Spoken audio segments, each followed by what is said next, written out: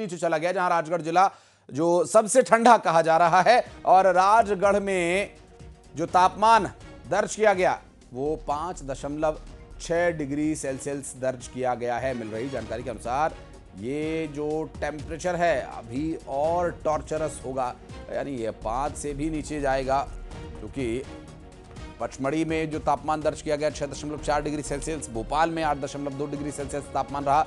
ये इशारा है एक तरह से कि आने वाली सर्दियां और ज्यादा ठिठुरा देने वाली होंगी। ग्वालियर में 10 डिग्री टेम्परेचर रहा, उज्जैन में 11 डिग्री टेम्परेचर रहा और पचमढ़ी में 6.4 डिग्री टेम्परेचर रहा। भोपाल, इंदौर, राजगढ़, ग्वालियर, उज्जैन के जो टेम्परेचर आप ग्राफिक्स के माध्यम से देख ही पा रहे होंगे हमारी स्क्रीन पर। तो ये जो अब मौसम है, भोपाल में क्या असर है इसका और पूरे प्रदेश में आने वाले समय में क्या परिस्थितियां रह सकती हैं, इसके बारे में बात करेंगे। हमारे सहयोगी शैलेंद्र भदौरिया इस वक्त हमारे साथ जुड़ गए हैं। शैलेंद्र, मौसम विभाग की तरफ से जो इन्फॉर्मेशन आई है, जो अलर्ट्स आए हैं, वो किन जिलों के लिए है और भोपाल में क्या स्थिति है?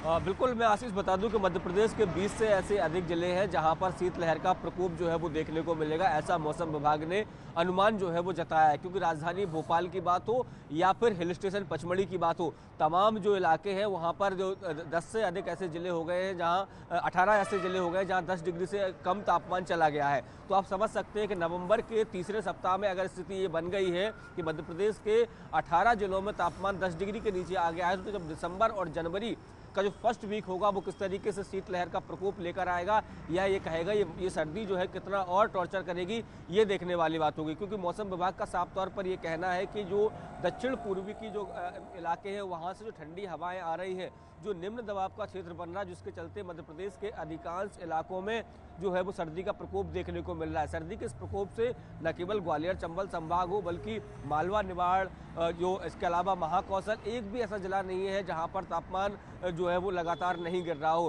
राजधानी भोपाल में तो कई साल का रिकॉर्ड जो है वो टूटा है, क्योंकि आमतौर पर ये देखने में आता था कि नवंबर के दूसरे और तीसरे सप्ताह में सर्दी का जो आहट जो है वो शुरू होती थी। इस बार जो है वो तेज सर्दी जो है वो मध्य प्रदेश में पड़ना शुरू हो गई है और न केवल सर्दी पड़ रही है बल्कि शीतलहर जो है वो लोगों को परेशान कर रही है। हालांकि अच्छी बात यह है कि अभी जो सर्दी नजर आ रही है वो केवल सुबह और शाम की सर्दी है।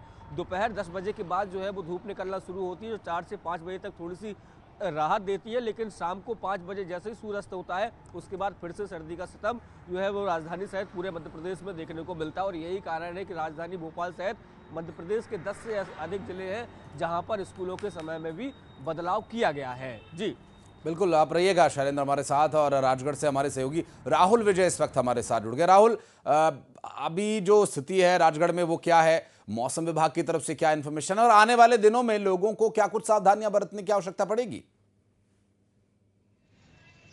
देखिए, लगातार 12वें दिन राजगढ़ प्रदेश में सबसे ठंडा शहर रहा है। सोमवार मंगलवार की रात भी 5.6 डिग्री सेल्सियस यहाँ पर मौसम वैज्ञानिक ने बनाया, जो कि प्रदेश का सबसे कम तापमान है। और तापमान ने लगातार नवंबर में ही शुरुआत से दस्तक दे दी थी और ये अभी कंटिन्यू जारी है। और आने वाले समय में भी मौसम वैज्ञानिक का अलर्ट है कि शीतलहर का प्रकोप बढ़ता जाएगा। शीतलहर के कारण जहाँ इंसानों में भी देखा जा रहा है, वहीं जानवर भी इससे बहुत ही प्रभावित देखे जा रहे हैं। वहीं स्कूलों का समय भी सरकार ने बढ़ा दिया है और जिस तरह हिल स्टेशन और यह 20 शहरों को जो अलर्ट किया गया है, कहीं ना कहीं राजगढ़ जो 12वें दिन है, आने वाले समय में और भी यहाँ पर शीतलहर का प्रकोप देखने को मिलेगा।